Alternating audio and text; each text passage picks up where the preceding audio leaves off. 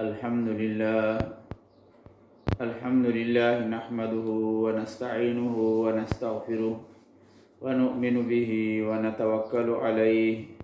ونعوذ بالله من شرور أنفسنا ومن سيئات أعمالنا من يهده الله فلا مضل له ومن يضلله فلا هادي له أما بعد فأعوذ بالله من الشيطان الرجيم بسم الله الرحمن الرحيم ألف لام ميم الله لا إله إلا هو الحي القيوم نزل عليك الكتاب بالحق مصدقا لما بين يديه وأنزل التوراة والإنجيل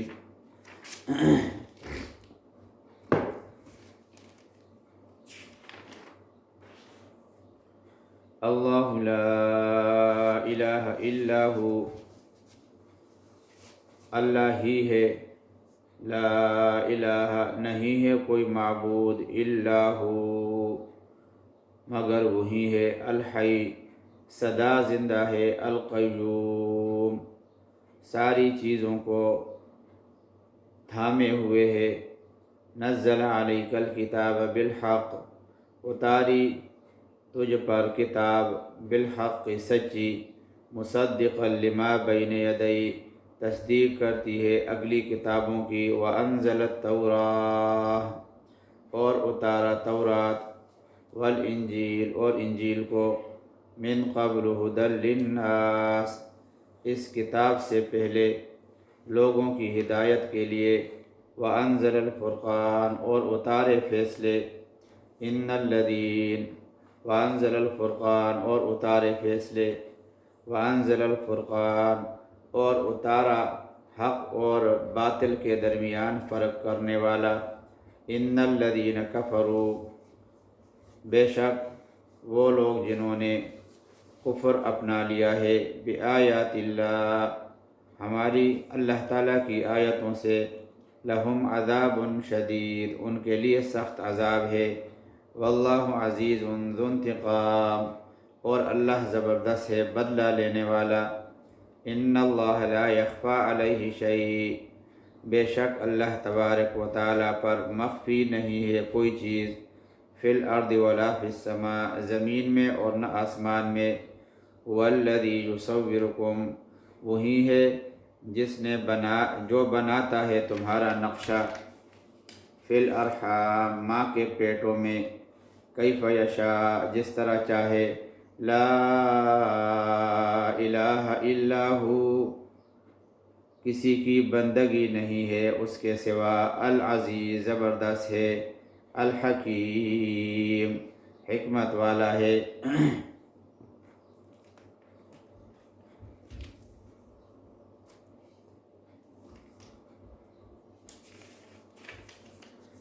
یہ سورہ بقرہ کی، یہ سورہ آل عمران کی میں نے 6 آیتیں تلاوت کی ہیں۔ اس سورت کو سورہ آل عمران کہنے کی وجہ یہ ہے کہ اس سورت کے چوتھے رکوع میں عمران علیہ السلام کے خاندان کا ذکر آیا ہے، جس کو آل عمران کے الفاظ سے اللہ نے ذکر فرمایا ہے، تو اسی مناسبت سے اس کا نام سورہ آل عمران رکھا گیا ہے۔ اس سورت کا شان نزول مفسرین نے یہ بیان کیا ہے کہ نبی کریم صلی اللہ علیہ وسلم کی خدمت میں نجران کے نصارہ کا ایک وفد حاضر ہوا، جو کہ ان کے چیدہ 60 افراد پر مشتمل تھا، اور ان 60 افراد میں سے 3 آدمی ان کے بڑے سرکردہ سمجھے جاتے تھے، جن کے نام بھی مفسرین نے ذکر فرمائے ہیں۔ ایک کا نام تو عاقب ذکر کیا ہے، دوسرے کا نام سید ذکر کیا ہے، اور تیسرے کا نام ابو حارثہ ذکر کیا ہے۔ نبی کریم صلی اللہ علیہ وسلم سے یہ افراد حضرت عیسیٰ علیہ السلام کے بارے میں جھگڑنے لگے، اور یہ کہا کہ عیسیٰ علیہ الصلاۃ والسلام اللہ کے نائب ہیں اور حضرت مریم اور حضرت عیسیٰ علیہ السلام دونوں ہمارے معبود ہیں۔ اس پر نبی کریم صلی اللہ علیہ وسلم نے فرمایا کہ ہمارا رب تو وہ ہے جو سدا زندہ ہے اور ساری چیزوں کو تھامے ہوئے ہے اور سارے جہاں کا نگہبان ہے اور تمام جاندار چیزوں کو رزق دینے والا ہے،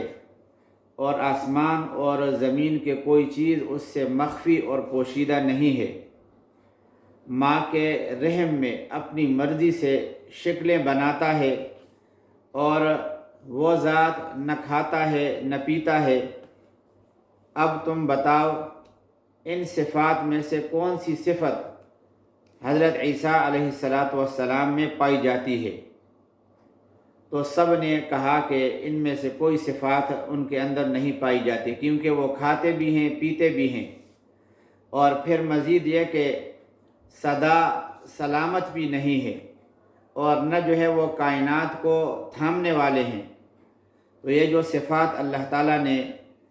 ان 6 آیتوں کے اندر ذکر فرمائی ہیں کہ یہ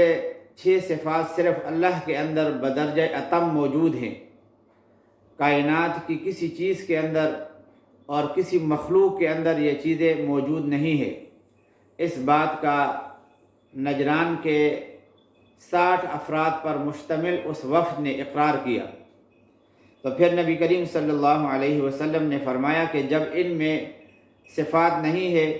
تو پھر وہ معبود کس طرح بن سکتے ہیں؟ تو اسی وجہ سے حق تعالی شانہ نے یہ سورہ آل عمران کی ابتدائی آیتیں نازل فرمائی۔ اس سورہ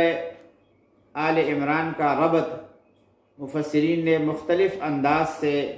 سورہ بقرہ کے ساتھ ذکر فرمایا ہے۔ پہلا ربط تو یہ ذکر کیا ہے کہ سورہ فاتحہ کے اندر بندے نے حق تعالی شانہ کے سامنے یہ اقرار کیا تھا کہ ایاک نعبد و ایاک نستعین، کہ ہم خاص تیری ہی عبادت کرتے ہیں اور تجھ ہی سے مانگتے ہیں، یعنی تمام حاجتوں میں تیری طرف رجوع کرتے ہیں، اور عبادات کے جتنے بھی طریقے ہیں وہ آپ کے لیے ثابت ہیں، اور آپ کی عبادت میں ہم کسی کو شریک نہیں ٹھہراتے۔ تو یہاں پہ سورہ آل عمران میں اللہ تبارک و تعالیٰ نے یہ تو سورہ فاتحہ کے اندر جو ہے وہ تھا، پھر سورہ بقرہ کے اندر اللہ تبارک و تعالیٰ نے ذکر کیا تھا کہ جس گائے کی تم تعظیم کرتے ہو اور اس کو معبود سمجھتے ہو یہ درست نہیں ہے۔ اللہ تعالیٰ نے مختلف دلائل سے بقرہ کی عبادت اور اس کی تعظیم کی نفرت کا ذکر فرمایا تھا۔ اب سورہ آل عمران کے اندر حق تعالی شانہ نے یہ تلقین فرمائی ہے اور تاکید فرمائی ہے کہ اللہ کی عبادت اور پکار میں اللہ کے نیک بندوں کو بھی شریک نہ کرو۔ مثلا حضرت عیسیٰ علیہ السلام ہے جس کے بارے میں نجران کے وفد کا عقیدہ الوہیت کا تھا، اور حضرت مریم علیہ السلام ہے جو اللہ کی نیک بندی تھی، اور عیسیٰ علیہ السلام کی والدہ تھی، وہ اس کا ذکر جو ہے اللہ نے اس آیت کے اندر کیا ہے کہ تم ان کو نہ الہ سمجھو نہ ان کو معبود سمجھو، اور نہ کسی حاجت کے اندر ان کو پکارنے کے سلسلے میں مستحق سمجھو، ان کی طرف کوئی رجوع تم نہ کرو۔ اور پھر دوسرا ربط جو ہے وہ مفسرین نے یہ ذکر کیا ہے کہ جس وقت حق تعالی شانہ سورہ بقرہ کو ختم فرما رہے تھے تو اس وقت یہ دعا مسلمانوں نے کافروں کے مقابلے میں اللہ سے مانگی تھی کہ فانصرنا علی القوم الکافرین، کہ اے رب کریم ہمیں کافروں کے مقابلے میں مدد عطا فرمائیے اور ہماری نصرت عطا فرمائیے۔ اللہ تبارک و تعالیٰ نے کافروں کے مقابلے میں مسلمانوں کو اللہ ہی سے مدد اور نصرت مانگنے کی تعلیم دی تھی۔ سورہ آل عمران میں بتایا کہ وہ کون سے کفار ہیں جن کے خلاف مدد مانگنے کا مسلمانوں نے مدد مانگنے کی درخواست کی ہے۔ چنانچہ سورہ آل عمران کے اندر جہاد کا ذکر فرمایا ہے اور اس کے متعلقات کا ذکر فرمایا ہے کہ جو توحید کے سلسلے میں رکاوٹ بنے اور جو دوسروں کو معبود سمجھے، اللہ کے در کو چھوڑیں اور وہ اللہ کے در پر آنے کے لیے کسی صورت میں تیار نہ ہو تو پھر ہتھیار اٹھا کر ان کا قلعہ قمع کر دو اور ان کی جڑیں ختم کر دو۔ تو یہ اللہ تبارک و تعالیٰ نے یہاں سورہ آل عمران کے اندر یہ بات ذکر فرمائی ہے، اور ظاہر ہے کہ جو نہ ماننے والے ہیں وہ مشرکین ہیں، جو اللہ کے بندوں کو اللہ کے ساتھ شریک ٹھہراتے ہیں اور اللہ کے بندوں کو ہی مالک اور مختار کل سمجھتے ہیں۔ تیسرا ربط مفسرین نے یہ بیان کیا ہے کہ سورہ بقرہ کے اندر، جیسے پہلے میں نے عرض کیا تھا، پورے قرآن کریم کے منتشر مضامین اجمالی طور پر اللہ نے ذکر فرمائے ہیں، اور سورہ آل عمران میں ان میں سے جو 4 اہم مضامین تھے وہ بطور خاص ذکر فرمائے ہیں۔ نمبر 1 توحید کا مضمون، اور نمبر 2 رسالت کا مضمون، نمبر 3 جہاد فی سبیل اللہ کا مضمون، اور نمبر 4 انفاق فی سبیل اللہ، یعنی اللہ کے راستے میں مال خرچ کرنے کا یہ مضمون اللہ نے سورہ آل عمران میں ذکر فرمایا ہے۔ یہ تو ربط ہے ما قبل کی صورتوں کے ساتھ، اور اب جو ہے وہ اس صورت کا جو خلاصہ ہے، مفسرین نے جو خلاصے کے مضامین ہیں وہ 2 بیان کیے ہیں۔ پہلا مضمون تو یہ بیان کیا ہے کہ جو نصارہ تھے، جو مشرک تھے، جو اللہ کے غیر کو معبود سمجھتے تھے، اللہ کے نیک بندوں کو اللہ کے ساتھ شریک ٹھہراتے تھے، ان کے جو شبہات تھے اللہ نے ان کا ازالہ فرمایا،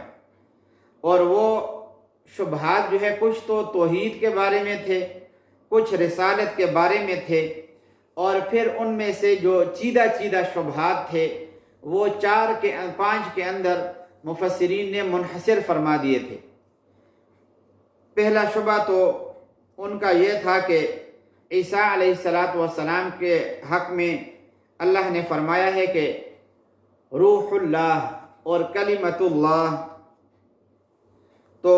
وہ کہتے تھے کہ اس سے یہ معلوم ہوتا ہے کہ عیسیٰ علیہ السلام کا اللہ کے ساتھ بہت بڑا ہی مضبوط تعلق تھا، اور وہ اللہ کے نائب ہونے کی صورت میں ہی ہو سکتا ہے۔ اس بنا پر اللہ نے جو ہے تصرف کا ایک اختیار ان کے حوالے کر دیا تھا، اس لیے ہم ان کو پکارتے ہیں۔ اور دوسرا شبہ جو ہے وہ یہ ذکر کیا تھا ان مشرکین نے کہ عیسیٰ علیہ السلام مادر ذات اندھوں کو اور کوڑیوں کے مریضوں کو تندرست اور ٹھیک کرتے تھے، اور مردوں کو زندہ کرتے تھے۔ مٹی کے اندر جو ہے وہ مٹی کے پتلے سے اگر کوئی بنا دیا جاتا تو اس کے اندر روح پھونک دیتے تھے تو وہ جاندار بن جاتا تھا، اور گھر میں ذخیرہ کی ہوئی چیزوں کے بارے میں بھی بتاتے تھے۔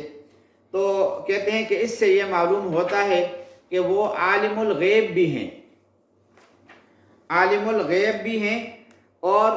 متصرف اور مختار بھی ہیں۔ اور تیسرا شبہ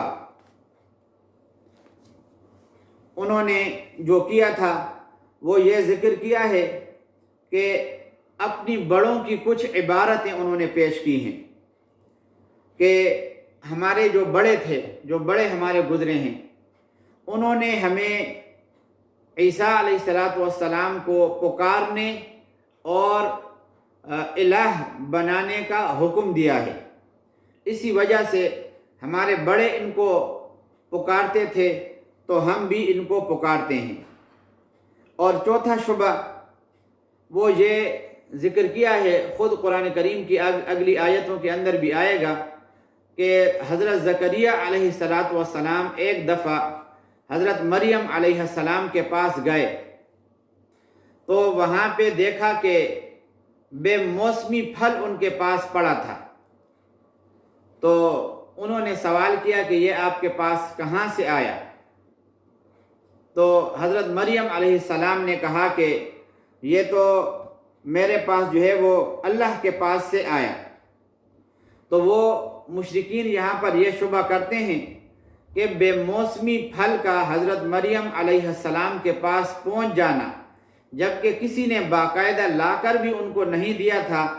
اس سے یہ معلوم ہوتا ہے کہ وہ خود صاحب اختیار اور صاحب تصرف تھی، اور جب چاہتی بے موسمی پھل جو ہے وہ حاصل کر لیتی۔ اس لیے حاجتوں اور مشکلوں میں ہم اس کو ہی پکارتے ہیں اور اس کو اپنا الہ سمجھتے ہیں۔ پانچواں شبہ وہ یہ کہتے ہیں کہ حضرت زکریہ علیہ السلام کے گھر میں ان کے انتہائی بڑھاپے کے زمانے میں ایک بیٹا پیدا ہوا، اور ان کی بیوی وہ اس قابل نہیں تھی کہ اس عمر کے اندر جو ہے وہ بچہ جن لیتی، لیکن معلوم یہ ہوا کہ ان کو بھی اختیار اور تصرف حاصل تھا۔ اسی وجہ سے تو ایسے وقت کے اندر ان کا بیٹا پیدا ہوا، جبکہ بیوی بھی اس قابل نہیں تھی اور وہ خود بھی بڑھاپے کا شکار تھے۔ تو اس سے معلوم ہوا کہ حضرت زکریہ علیہ السلام بھی متصرف فی الامور اور مختار فی الامور تھے۔ اللہ تبارک و تعالیٰ نے ان کے ان تمام شبہات کا تفصیلی جواب دیا ہے۔ تو یہ انشاءاللہ وہ ابھی آئے گا، میں بتاتا رہوں گا پھر کہ کون کون سے۔ مثلا پہلے شبے کا جواب تو دیا ہے، هُوَ الَّذِي أَنزَلَ عَلَيْكَ الْكِتَابَ مِنْهُ آيَاتٌ مُحْكَمَاتٌ هُنَّ أُمُّ الْكِتَابِ وَأُخَرُ مُتَشَابِهَاتٌ۔ پہلے شبے کا یہ جواب دیا ہے۔ اور دوسرے شبے کا خود حضرت عیسیٰ علیہ السلام فرماتے ہیں، انی قد جئتکم بآیۃ من ربکم انی اخلق لکم من الطین کہیئۃ الطیر فانفخ فیہ فیکون طیرا بإذن اللہ۔ تو یہ دوسرے شبے کا اللہ تبارک و تعالیٰ نے جواب دیا ہے کہ جو معجزہ انبیاء کے ہاتھ پر اللہ تبارک و تعالیٰ صادر فرماتے ہیں، وہ معجزہ ان کی طرف سے از خود نہیں ہوتا، وہ اللہ کی طرف سے ان کو دیا ہوتا ہے، جو ان کے ہاتھ پہ وہ ظاہر ہو جاتا ہے۔ اور پھر آگے تیسرے شعبے کا اللہ نے جواب دیا ہے، ما کان لبشر ان یؤتیہ اللہ الکتاب والحکم والنبوہ۔ یہ آگے اس میں اس کا حاصل یہ ہے کہ اللہ تعالیٰ کسی انسان اور بشر کو نبوت و رسالت سے سرفراز فرما کر اسے کتاب و حکمت عطا کرتا ہے اور اسے توحید کی دعوت عام کرنے کا حکم دیتا ہے۔ تو اس بنا پر اب خود وہ دوسرے سے تعلیم لے کر اس کے پھیلانے کا وہ ذمہ دار ہوتا ہے اور محتاج ہوتا ہے، تو محتاج کو پھر جو ہے نا وہ عبادت کے لیے پکارا بھی نہیں جاتا۔ اور پھر چوتھے شعبے کا جواب دیا ہے کہ جو بے موسمی پھل حضرت مریم علیہ السلام کے پاس آتے تھے، انہوں نے خود کہا قالت هو من عند اللہ، اس نے صاف بتا دیا کہ وہ اللہ ہی مجھے دیتا ہے، اگر اللہ روک دے تو پھر میرے پاس وہ پھل نہیں آ سکے گا۔ اس بنا پر خود اس نے اپنی محتاجی کا ذکر فرمایا ہے۔ جو الہ ہوتا ہے وہ محتاجی کا اظہار نہیں کرتا، وہ کسی کا حوالہ پھر نہیں دیتا، خود ہی اپنی طرف نسبت کر کے ایک چیز کو بیان کرتا ہے، جیسے حق تعالی شانہ نے فرمایا ہے انما یقول له کن فیکون، اذا قضى امرا فانما یقول له کن فیکون، کہ جب کسی معاملے کے بارے میں، کسی چیز کے بارے میں فیصلہ فرماتے ہیں تو اسے کن کہہ دیتے ہیں، فیکون تو وہ وجود میں آ جاتا ہے۔ یہاں تو حضرت مریم علیہ السلام خود کہہ رہی ہے ان آتانی، یہ بتا رہی ہیں کہ ہوا من عند اللہ، اور پانچویں کا شبے کا جواب یہ دیا ہے کہ حضرت زکریہ علیہ السلام تو بیٹے کے لیے اللہ سے دعائیں مانگتے تھے، اللہ نے ان کی دعا قبول فرما لی اور ان کو بیٹا عطا کر دیا۔ یہ بھی آگے جو آیا ہے ہنالک دعا زکریا ربہ قال رب هب لي من لدنك ذرية طيبة إنك سميع الدعاء فنادته الملائكة وهو قائم يصلي في المحراب أن الله يبشرك بيحيى مصدقا بكلمة من الله۔ دیکھو یہ اللہ تبارک و تعالیٰ نے ذکر فرما دیا، زکریا علیہ السلام خود اللہ سے دعا مانگ رہے ہیں، خود اپنی احتیاجی ظاہر فرما رہے ہیں، اس بنا پر ان کو مشکلات کے اندر، حاجتوں کے اندر کیوں کر پکارا جا سکتا ہے۔ آگے یہ جو نصارہ کے رسالت کے بارے میں شبہات تھے وہ بھی اللہ تعالیٰ نے ذکر فرمائے ہیں، اور یہ شبہات بھی انشاءاللہ آگے آئیں گے، وہ میں انشاءاللہ بتاتا رہوں گا۔ اچھا، دوسری بات یہاں پہ یہ سمجھنے کی ہے کہ سورہ آل عمران کے اندر اللہ تعالیٰ نے 4 مضامین بیان فرمائے ہیں، توحید، رسالت، اور تیسرے نمبر پر جہاد، اور چوتھے نمبر پر انفاق فی سبیل اللہ۔ تو یہ چاروں مضامین جو ہے انشاءاللہ اس صورت کے اندر آئیں گے، جس کے بارے میں پھر میں وہ عرض کروں گا کہ یہ چاروں مضامین کون کون سے ہیں۔